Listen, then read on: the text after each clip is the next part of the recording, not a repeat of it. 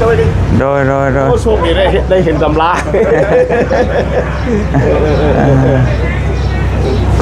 เป็นบาทเดียวเลยถ้าพ่อกับแม่เพิ่นอยากมาลิ่นน้ำน้องเพิ่นมาแต่ต่างประเทศเพิ่นก็เลยช่วงนี้ก็พอดีค่าเกี่ยวข้าวสบายดีไหมได้หลานบ่ได้อยากได้แห้งได้โอ้บ่แม่บักนี้ขอทื่นเลยเนี่ยลูกชายนี่ขอทื่นมันต้องคุยกับลูกชายอยู่แล้วแค่นั้นนี่ลุงเสื้อคนตัวนี้คันบ่มีทื่น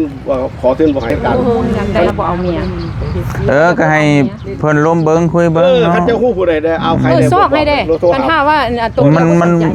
มันซอกแบบนี้บ่ได้ติพ่อมันสิลงมาเบิ่งต้องเจอเดินทางปลอดภัยพ่อโดยดีใจได้ดิแล้วดีใจเสียงนี่ครับโทรศัพท์เพิ่นนะก็พามาอีกขอบใจหลายยอดเลยลูกเนี่ยสุดยอดครั้งแรกว่าสิไปเชฟโปนแล้วแต่ว่าได้นัดกับพ่ออะไรก็ได้คนบุญบ่ได้เข้าไปฟังน้ำเพิ่นเพิ่นว่ากันเพิ่นว่าเพิ่นเบิ่งคลิปประจำฮู้เบิดเลยแบบเรื่องราวแบบต่อเนื่องมาเพิ่นว่าเพิ่นมักคนในครอบครัวเฮาเพิ่นเป็นไปได้ก็เพิ่นเว้าอยากได้ไปเป็นลูกไผ่ได้พี่โอ้เป็นลูกไผ่คำว่าอันนี้เพิ่นลูกชายเพิ่นรักไผ่นกเพิ่นก็โอ้ก็ถือว่าน่าจะโอเคดูเขาเนาะโอเคที่ผ่านก็จะ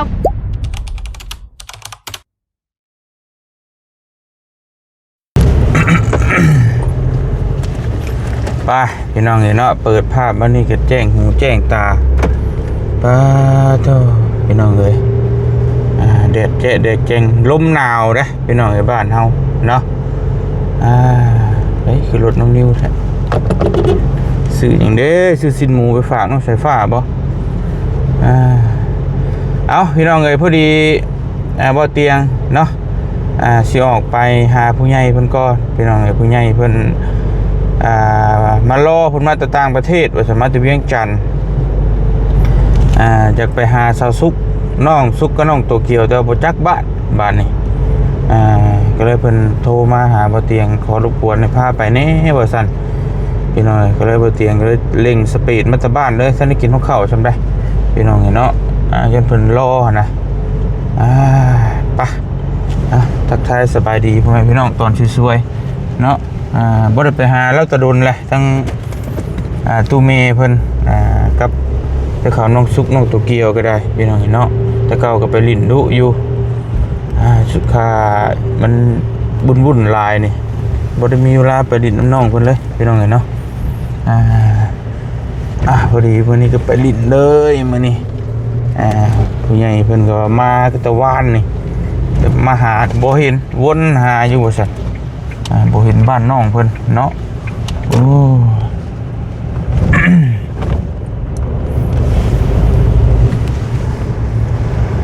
ใส่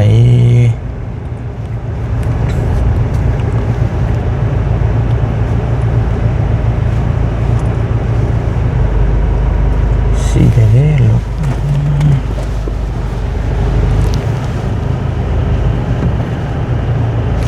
โฟตอนเนาะน่าจะเป็นขั้นนี้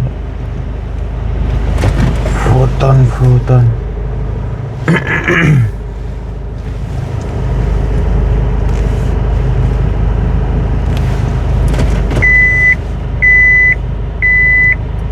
รถคันนี้ออกก่อนนัดกันก็เพิ่นมาถ่ายอยู่นี่แหละพี่น้องเอ้ยอยู่ปั๊มปตท.ใหม่นี่แหละพี่น้องเนาะ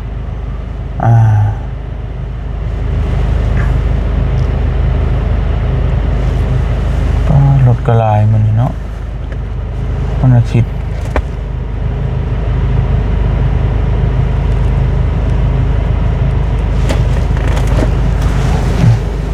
บอกจ่อยเด้โอ้ยหามึงจอดรถก็ยากได้ไหนเมืองลาวเฮาก็ได้พี่น้องในบ้านนี่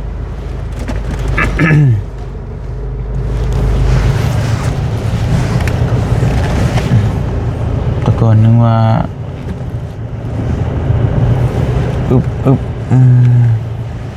ปัดโถคุณบอกไป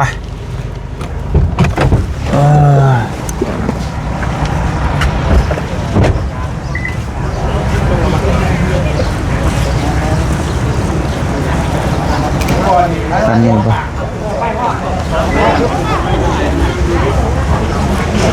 ่ะสบายดีพ่อสบายดี สวัสดี โดย โอ้โชคดีได้เห็นตำรา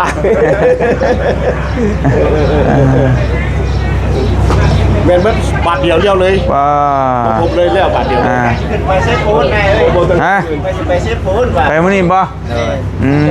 พอดีไป เดี๋ยวมื้ออื่นอ้ายก็สิไปอยู่เดี๋ยวตามไปไปมีเครื่องไปแจ้งบ่ ก็ไปกับพระอาจารย์ อ๋อเฉพาะจังหวัดพร้อมหน้าพร้อมตาเนี่ยก็เลยบังเอิญมาเจอพ่อเพิ่นเดี๋ยวนี้ บังเอิญเลยผู้นี้เลยโชคดีสุด คือว่าพ่อมาหาตั้งแต่เมื่อวานนี่บ่ มาวันนี้มาแล้วพยายามติดต่อเราบ่มีเลขโทร อ๋อ จะโชคดีได้เลขโทรเกาหลี อ๋อ วันนี้เลยติดต่อไปกันแล้วมันก็ติดต่อหาสนา โดยพ่อไปทางใดเนี่ยเมื่อวานนี่ไปหา ไปฮอดเซโนแต่ว่าบ่ฮู้จักไผ ที่จริงมันไม่ได้ไกลไปนี่นิดเดียวทางพ่อเมื่อหั่นแหละแต่ว่าบ้านเพิ่นก็ได้พี่น้องเนาะ แต่ที่จะไปลงเมือง11นั่นได้ก็ไปอยากไปเบิ่ง YouTube อยู่อย่างนี้แล้วอยากเห็นแต่ละคนเป็นจังได๋อันนี้โชคดีที่สุดบาทเดียวซ่อนอยู่เลย น้อย เลยเนาะ เอาบาทเดียวเรียบร้อยเลยนี่เลย เรียบร้อยเลย อาจารย์นะ โอ้นมัสการพระอาจารย์ อันผ้าพอลุงเพิ่นอยากอันเพิ่นจะไปหาน้องซุกกับน้องโตเกียว โอ้เนี่ยบ้าน ครับก็เลยเพิ่นบ่ฮู้ทางไปผมก็เลยพาเพิ่นไป มาแต่เวียงจันทน์ละไป โอ้มันมาทางพี่แล้วนี่ ตามจริงเลยอยู่อเมริกามาอยู่ลาวแล้วย้ายมาอยู่ลาวย้ายครอบครัวเบิดมา เดี๋ยวสิชวนกันไป พระอาจารย์คือสิโพนบ่ เป็นเซฟโพน อ๋อครับคนหนาวได้ยามนี่เนาะร่มได้อาจารย์ ถือนั่นไปเด้อครับว่อมอหย่างนี้มัน เอาหมวกไปอยู่ โอเคครับหมวกอากาศเย็นนะ นั่งขึ้นเดียว อ๋อครับ ตอนเศร้าๆนี่โอ้น้ำหมอกตกหลายครับผมอากาศเย็น ผมกะว่าสิมื้อนี้อยู่นี่แหละพาเพิ่นไปแล้วก็มื้ออื่นก็สิเดินทางไปคือกันสิขึ้นไปพุ่นแล้วก็เชฟโปนแล้วก็โค้งลงลาวใต้ เด้ ครับ ไปใส่ได้แต่ส่วนมาก ก็ นี่ใช่ก่อน แม่นครับอยู่แถวเสกองเพอมีทีมงานอยู่หั่นเสกองอัตตะปือแถวนั้นแหละครับครับผม ไปตาอวยอยู่ท่านไปไม่โดนไม่เลยเนี่ย ขั้นเก่าอาจารย์ ขั้นเก่า3 ปีแล้วเห็นว่าเก็บเงินนี่อยากได้ขั้นใหม่อยู่มันพังรู้โพด หาหัวเรียกหน่อยไปบ้าน อ๋อบ่ครับ ตามไม่อ่ะ อ๋อ รถมันลาดที่เล่ามันรถตำ2 บาท ถ้าอยู่ไทยล้าน4อยู่ลาวฮอด2ล้านฮอดครับ แต่ว่าไม่แม่ผู้เสือได้เลย บ่ครับมันเป็นกระบะนี่บ่อาจารย์อ๋อ แล้วก็ตรงเราไฟฟ้าพวกเก็บตกไม้หลายแห้งมาแล้ว อ๋อ เราไปเบิ่งเราจะได้ยูทูบเลยหมู่บ้านแรก ครับมันสิมาลาวเฮาอยู่บ่เนาะ ตกมาแล้วคือว่าคนเล่าทุกคนไม่ต้องโตโยต้าอาดลานครับ ครับผม เห็นกับเจ้าโฆษณาอยู่ได้เปิดตัวไม่ใช่ บ่อันนั้นตัวธรรมดา ธรรมดาบ่ แม่ตัวเปิดตัวใหม่นี่ธรรมดา ยังมีเด็ดกว่า โมแต่เพื่ออาจารย์ว่านี่โมเมนต์ ตัวที่ประตูมันลาดลาม แต่ว่าอันตัวนี้ที่เปิดตัวใหม่คือมันปกติแต่มันปรับโฉมมันสินะก็คือมันอัพปี2026นี่แหละมันอัพไปคือรถเฮานี่แหละมันก็อัพไป เอาเดี๋ยวไปเข้าห้องน้ำก่อน ครับ เอาคนสิบว่าท่านกลับบ้าน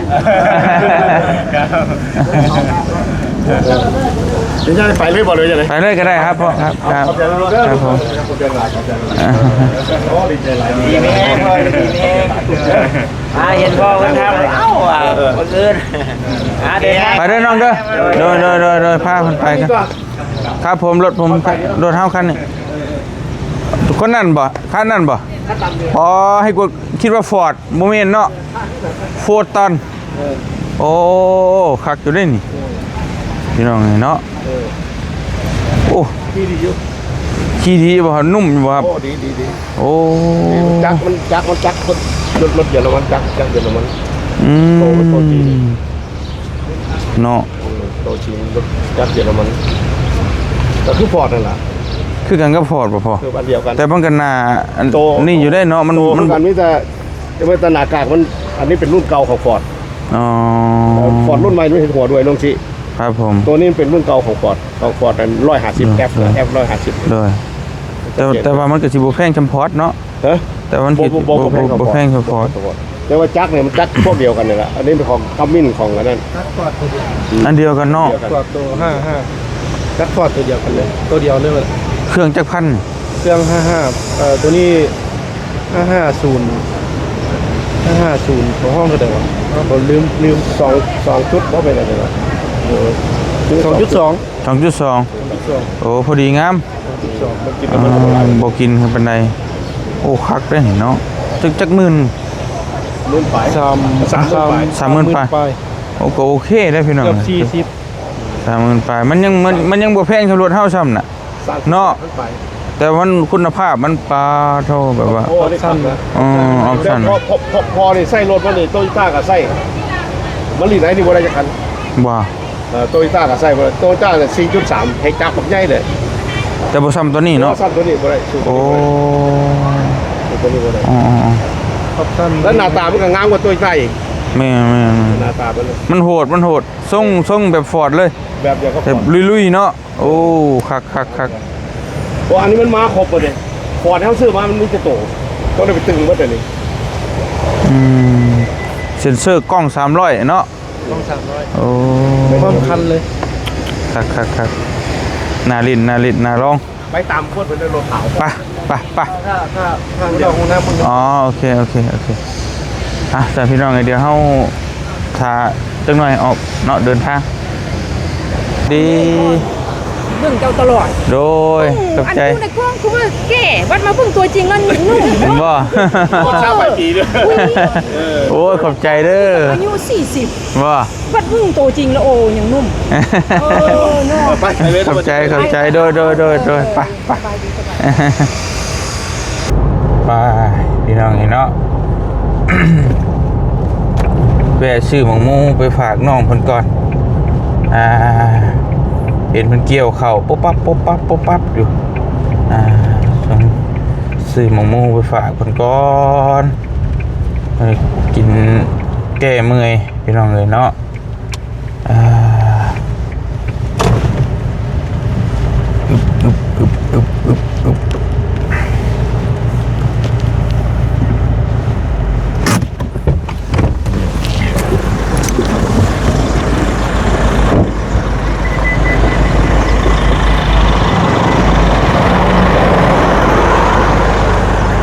ซื้อมังโม่กันข้าวหนึ่งมาพี่น้องเนี่ย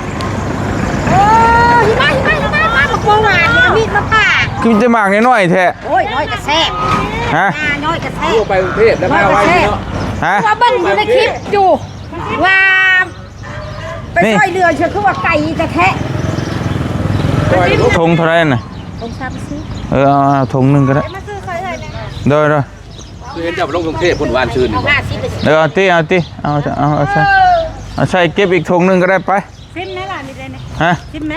มาซิมไหมลงมาซิมก่อน แซ่บบ่ แอนมาซิมมาก่อนบ่แซ่บบ่ให้ซื้อ โอเค บางน้อยๆแล้วมีคันบางใหญ่ให้แซ่บ พูนแห้งว่าคือโอ้ยยันแต่เจ็บคอ ธรรมชาติได้ บ่เชื่อ อันนี้ได้ล่ะ อย่าว่าออกมูธรรมชาติบ่มีหรอก ว่ามันไง ฮะ มีเคมีเลย บ่ ปุ้ยธรรมชาตินั่นแหละปุ้ยนี่เลย คุยยังธรรมชาติ ปุ้ยชิมหาเลยใส่กัน ชิมาบ่ธรรมชาติแล้วนะ ไม่ได้ฉีดยา โอ้ ก็แล้วเลย คันเฮาเพิ่นเนาะทางเบ้ามึงได้ป้ายรถเพิ่นจะเอามือเวียงบุ่น แซ่บน้อยก็แซ่บแซ่บบ่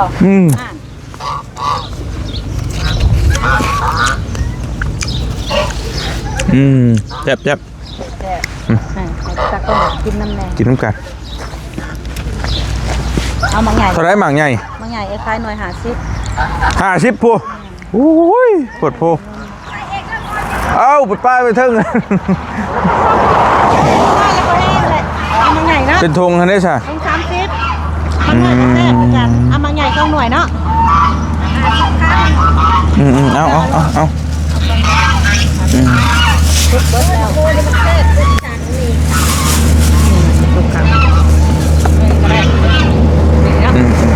อันนี้ก็ได้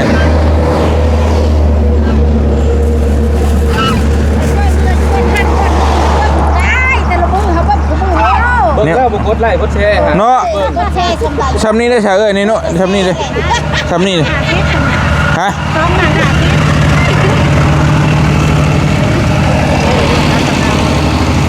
กด ไล่ก็แซ่แล้ววะหน่วยแซ่แล้วยกเป้ให้กับ ในสิได้บ่เบิ่งดูแช่อีหลีบ่เว้าซื่อๆหั่น ที่ว่าซื่อๆได้ไดกันโอ้แล้วเบิ่งโทรศัพท์แล้วโอ้ในเจ้าแซ่ นี่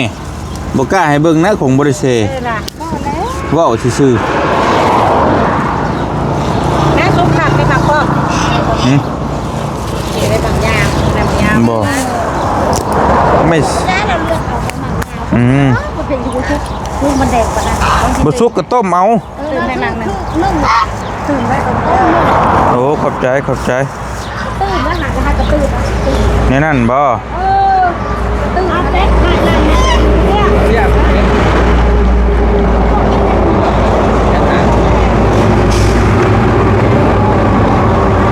เป็นเท่าไร200,000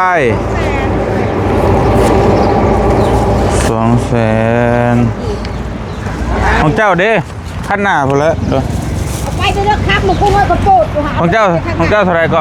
อาชีพให้เซนหนึ่ง เอาเติมอีกเอาก็ได้เอาซอยนะ แม่นเลย มาเก็บมางามๆเด้อ น้ำกระตุกมันน้อยหันละเนาะ อันนั้นบ่แม่นบ่น ของคนหนึ่ง อ๋ออีกคนนึงอีกเฮามักแน่นี่ เบ็ดเลื่อมๆนี่ แม่นี่ ทุกขักใช้ได้แบบนี้ค่ะ เอาคุณเดเด้อตั้งกัน โดย เดี๋ยวลองกัน เอาตื่นเด้อ โอเคโอ้ขอบใจไป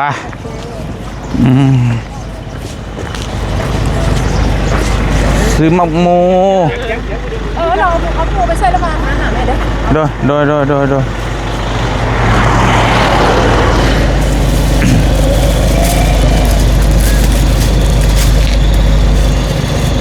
ซื้อหมักหมูให้อันนั้นให้เพิ่นพี่น้องเนาะ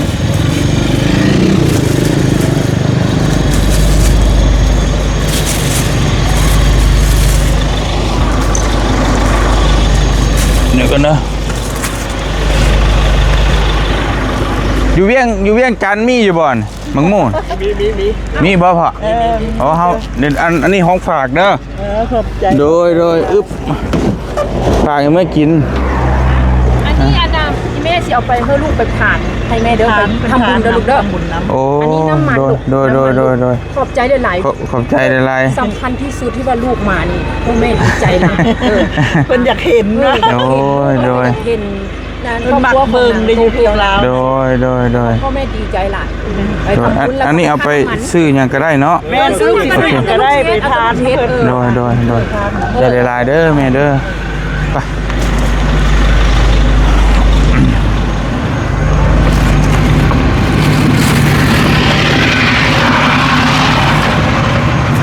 ไว้ข้างในเดี๋ยวมันนุ่มแป๊บมั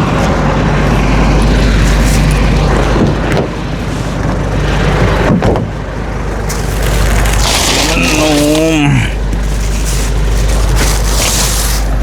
ซื้อหมูหมูไปฝากเพิ่นก้อนพี่น้องเอ้ยอึบ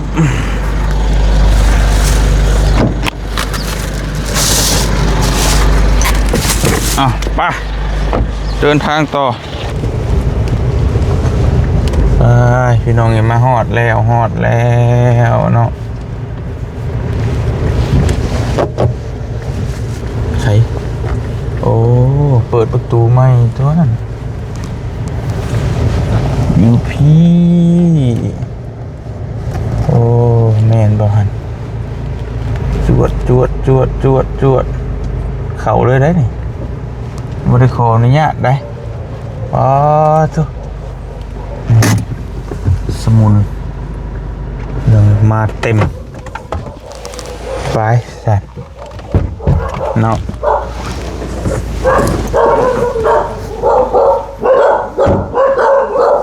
ว้าสบายดีคนสวย คนเฮาตอนมา ว่าเกี่ยวแล้วเข่าน่ะ หาก็คนแล้วมือ อ้าวภาพวาวมันขนเข่าซอยอยู่นี่ เนาะเสียดายคนแล้วก่อนไปดีเนาะ โดยขนแล้วเลย โดยคนแล้ววัง11 โมงนี่แหละ ตายแล้วจะขึ้นมาโชคดีแท้โชคดี ได้ยินแต่เสียงสมุนเฮา ถ้าพ่อกับแม่เพิ่นอยากมาลิ้นน้ำน้อง โอ้โดย เพิ่นมาแต่ต่างประเทศเพิ่นก็เลย อันช่วงนี้ก็พอดีค่าเกี่ยวข้าวไม่สบายดีไหม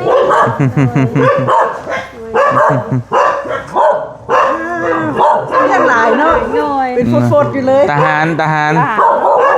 เสื้อหัวไปนั่งทั้งในนั่นน่ะ โดยเดี๋ยวพ่อแม่ก็ได้ ไปนั่งกันปลูกสังคมนี่ ได้นั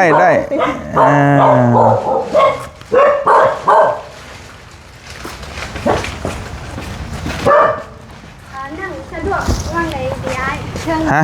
ได้เบิดอยู่ใส่ก็ได้บ่ยากดอกรอให้พ่อกับแม่เพิ่นมาก่อน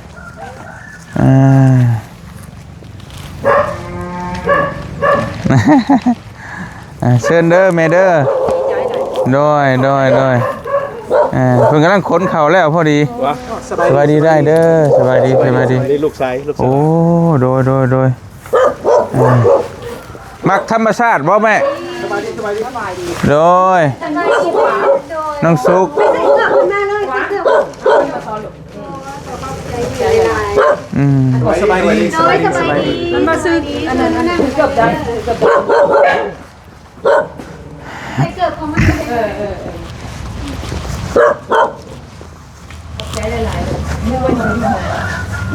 เชิญได้เด้อเข้าไปนั่งในโดย เกี่ยวเดี๋ยวเพิ่นออกนั่งดูเลยน้อยเพิ่นออกใส่เครื่องแม่เดี๋ยวอยู่อ่ะแม่เพิ่นออกไปเบิ่งพระเจ้าเฮ็ด ถามเลยได้เตียงอันนั้นหน้ากายเบื่อแล้วหู้ป่ะ เบอร์ระบบฮู้แต่ Facebook นั่นแหละ เฟซบุ๊กป่ะ โดย เพราะว่าเขาอยากไปเวรินเพิ่นซะหน่อย อืม อยากไปเห็นหน้าตัวจริงเพิ่นนะ สิเข้าหน้ากายอีกบ่เ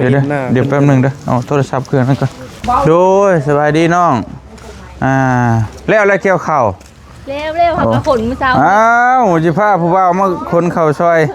เลี้ยวจ้อยได้แล้วเสร็จเบิดโดยโอเคเนาะแป๊บหนึ่งเด้อพี่น้องเด้อฮะ อันเลขโทษลูกเอาไว้พอแบนตัวนั้นเนาะที่ต่อกันได้เนาะ โดย ล้มมาอย่างตามเขาเป็นยังไงกันเลยโอ้โชคดีแล้วเตียงด้วย โดยกลับแล้วบ่ กลับแล้ว ไปตรวจแท้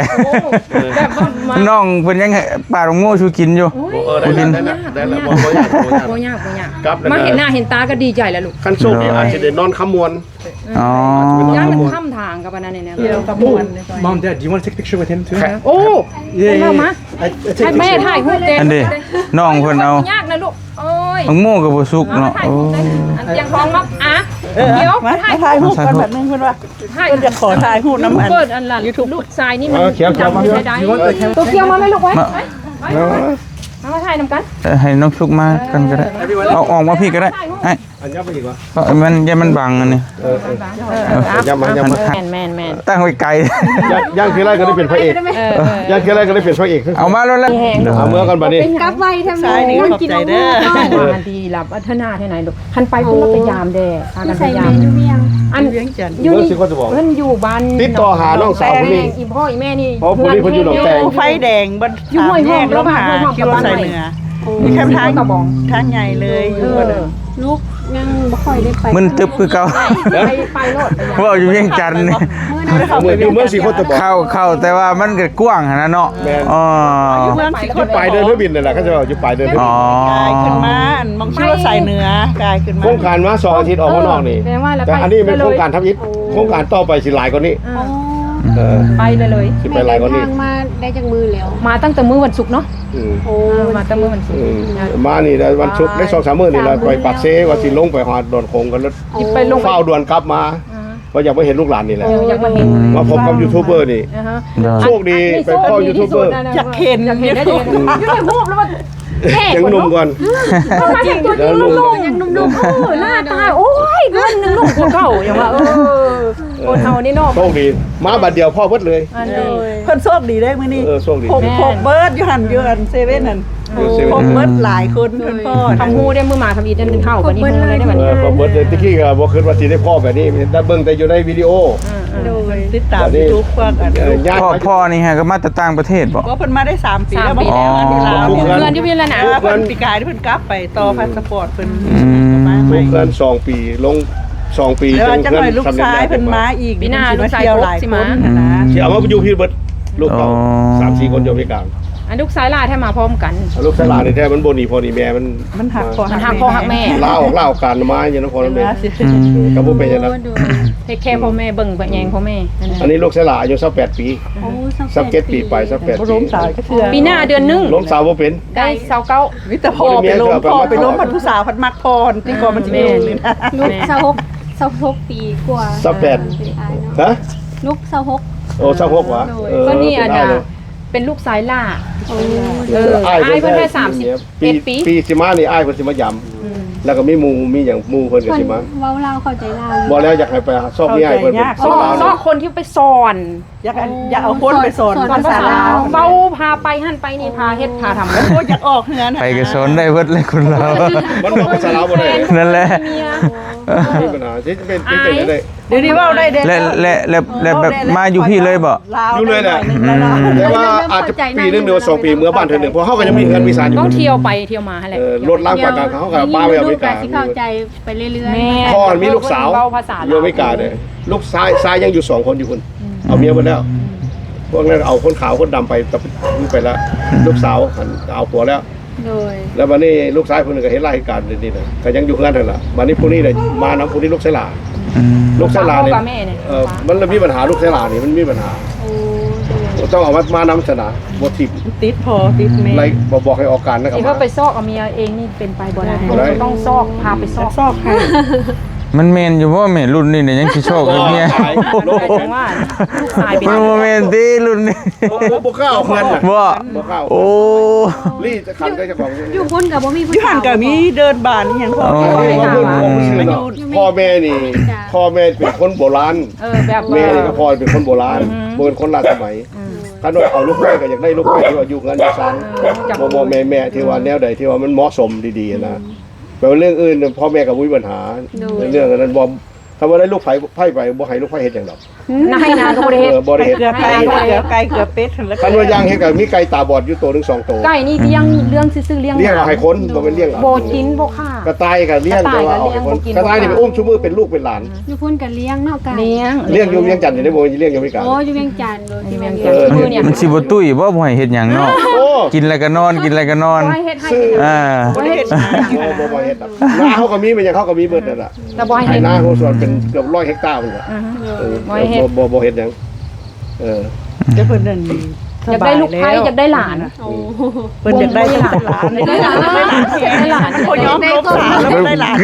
บ่ได้หลานบ่ได้ อยากได้แห้งได้ โอ้บ่แม่ บักนี้ขอทุนแล้วเนี่ยลูกชายนี่ขอทุน มันต้องไปคุยกับลูกชายอยู่แล้วแค่นั้นนี่ ลุงเสื้อเพิ่นตัวนี้ คันบ่มีทุนว่าขอทุนบ่ให้ อยาก คัน ได้หลาน ได้หลานแล้วสิให้ทุน คันบ่ได้เมียนี่ บ่ให้ทุน สิไล่ฆ่าเมืองเฮ็ดอยู่เมือง บ่อยู่อเมริกาไปเฮ็ดการ คันบ่เอาเมีย ก็ให้เพิ่นล้มเบิ่งคุยเบิ่งเนาะ คันเจ้าฮู้ผู้ใดได้เอาใครได้ ซอกให้ได้คันถ้าว่าตัว มันชอกแบบนี้บ่ได้ติพ่อมัน สิลงมาเบิ่ มั ง นต้องเจอกันเอง แม่นพอเพิ่นคนสองคนต้องคุยกันเองในเรื่องแบบนี้ มัน นะมัน สำคัญแต่ว่าผู้นี้เป้าภาษาลาวบ่ได้มันเลย นั่นแหละคือทางคนเฮาสิเอาไปอยู่นํมันก็ต้องเพิ่นก็ต้องมั่นใจว่าที่ฝากชีวิตไว้นํได้เด้ ไปเบิ่งของบ่อนเฮาอยู่ซะก่อน บ่ว่าพอตัวนั้นน่ะบ่เกี่ยวเรื่องรวยเรื่องจนบ่เกี่ยว แต่ว่าเรื่องนิสัยใจคออยู่นํกันผัวกับเมียน่ะมันต้องเข้าใจกันบ่แม่นว่าที่รวยเลยที่อยากได้บ่แม่นนะบ่แม่นอันนั้นโตตัดประเด็นตัวนั้นไปก่อนคือสองคนนี่คุยกันให้เพิ่นเข้าใจก่อน แม่น และผู้นี้ ๆวันหาคุยกันนี่ เจอปัญหาแล้ว นั่นแหละคือผู้หญิงกับผู้ชายนี่ต้องร่วมกันก่อนแต่เพิ่นจังว่าอยู่นํกันได้เพิ่นจังนั้นเพราะว่าถ้า น้องกันเนี่ยผู้นึงเป็นกล้วยผู้นึงเป็นลิงนี่เรียบร้อยเลย นั่นแหละเพราะว่าประเด็นมันอยู่หั่น แต่ว่าเคยพยายามสิจ้างในครูไปเรียนไปสอนแต่ว่าบ่ได้ เพราะว่าตั้งเทื่อสมมุติว่าเนาะบ่เพิ่นว่าแบบไปอยู่นํกันแหละแบบมันเข้ากันบ่ได้แล้วมันก็อยู่นํกันบ่ได้คือเก่านะมันก็ต้องคนสองคนต้องเข้าใจกัน วาสนาได้หน่อยนึงแต่บุญวาสนาบ่ต่อกันครับเป็นแบบ แม่ นั้น นเอาแตะบุญวาสนากันเอากะเฮา คันน่ะขึ้นไปเวียงกับไปยำ ก็ไปบ่เป็นยันหลงเนาะขนาดไปเลาะบุญทันหลวงก็ โอ้โหได้พอกับบ่ฮู้จัก เป็นน้ำท่วม ออกมาแล้วก็งงเขาให้ไปเลาะเองนะบุญทันหลวง มันกว้างแห้งออกมานุ่งไปทางใดหนองน้อยปะ บอกว่าไปดูเรียกนี่ก็ไปทั่วบ่ แม่น โอ้เท่าไรฮะครับท่าน อันทั่วค่ะบ่คนละ1,300คนละ จักมื้อ แต่ว่าค่าห้องค่ากินแล้วเขาจ่ายเอง เถอะจักมื้อไปจักมื้อ 2 คืน 2 คืน 3 มื้อ ก็โอเคอยู่ทั้งค่ารถค่าหยังอยู่หั่นบ่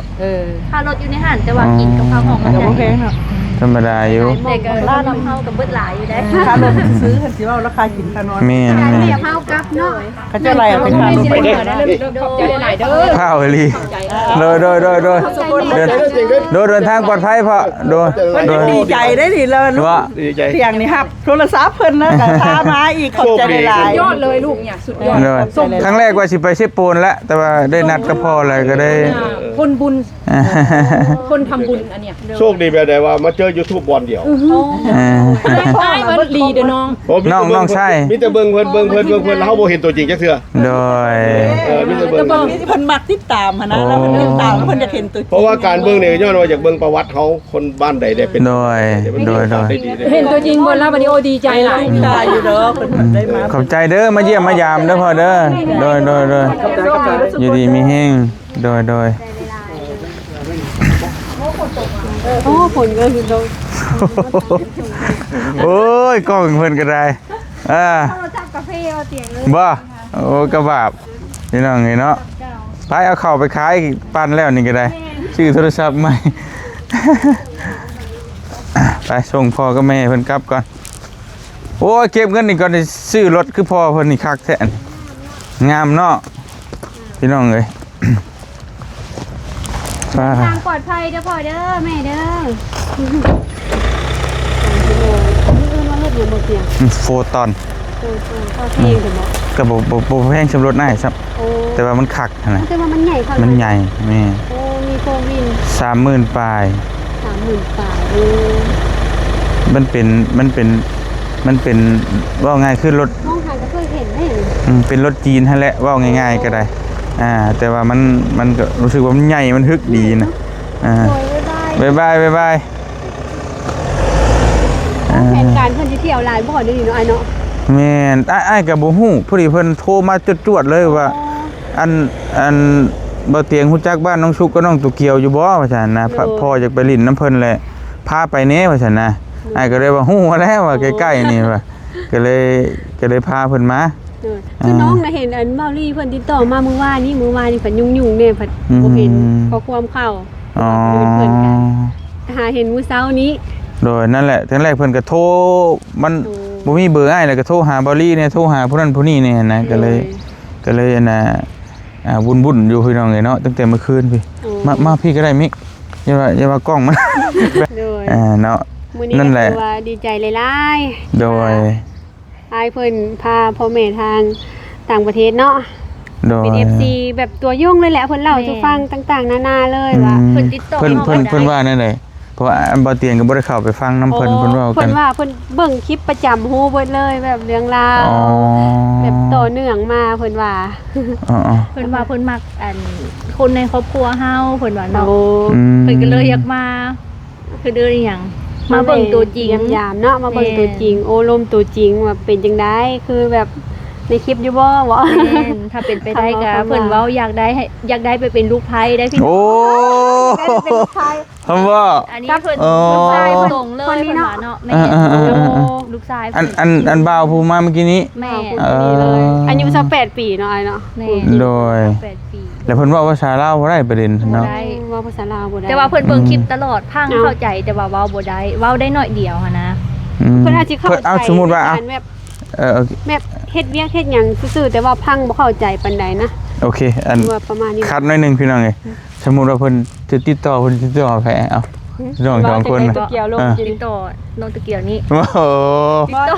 เพิ่นว่าอยากติดต่อ แม่อ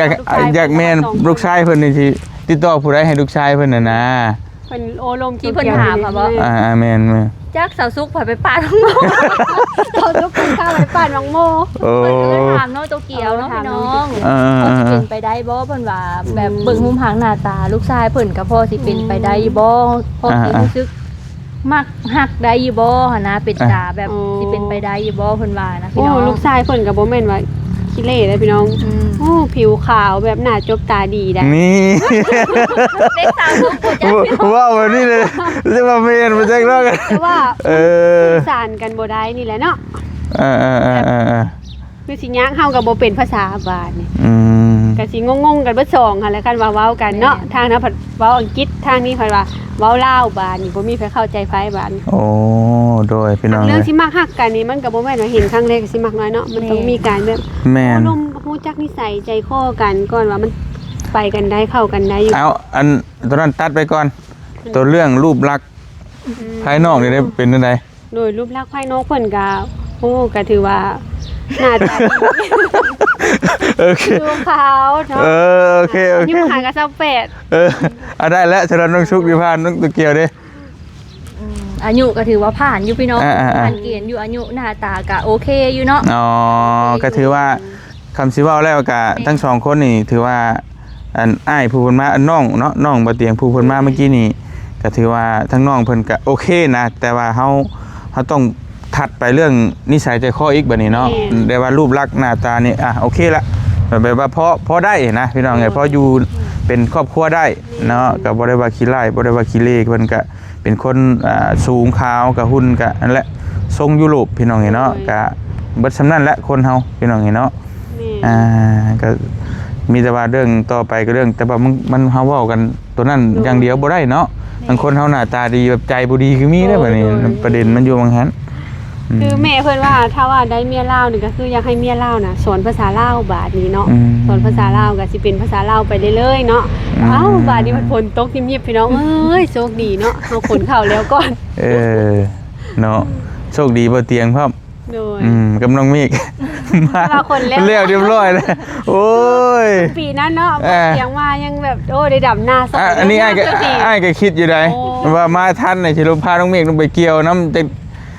จักให้จักใดอยู่นะแล้วแบบโอ้เลี้ยวจับไปหน่อยโอ้ยเนาะ รอแต่รถปั่นคันฝนตกแบบนี้นี่ยันบ่ส่งแล้วรถปั่นมื้อนี้อ้ายเพิ่นบ่มาเด้ ตัวปั้นนั่นแหละคักแล้วพี่น้องเลยนี่เลยรถอ้ายยังว่างอยู่ไม่ว่าจะเอาไปขายไปยังสิแก้ไปให้ก็ได้ เสียดายเนาะเฮายังบ่ทันได้สีข้าวถ้าสิแบ่งข้าวใหม่ โอ้ยบ่เป็นหยังอ้ายก็เฮ็ดดู อ้ายก็เฮ็ดแล้วนะบ่อ้าย แล้วอ้ายก็แล้ ได้ ว จักสอบปีนี้ ได้100ปลายเนี่ย โอ้100ปลาย ไปเฮาบ่ พอได้กินอยู่ โดยน้องเขายังลุ้นเด้ ตกแล้วพี่น้อง ยังลุ้นอยู่ว่า